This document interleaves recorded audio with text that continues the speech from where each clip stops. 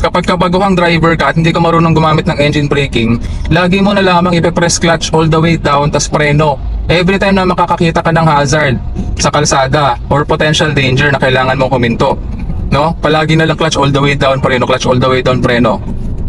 Ang nagiging problema doon, bukod sa mapapagod ka agad yung mga binti mo, malaki ang potential na mamatayan ka ng makina kasi lagi mong ginagamit yung iyong clutch, no?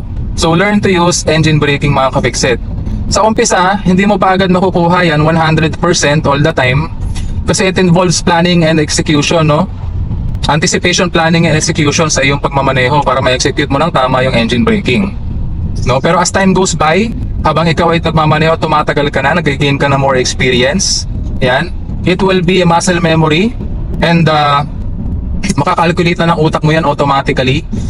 Magiging ano yan, reflex action and automatic muscle movement ng iyong katawan, yung engine braking na yan. Kaya huwag kang mag-aalala. Practice lang, makukuha mo rin yan.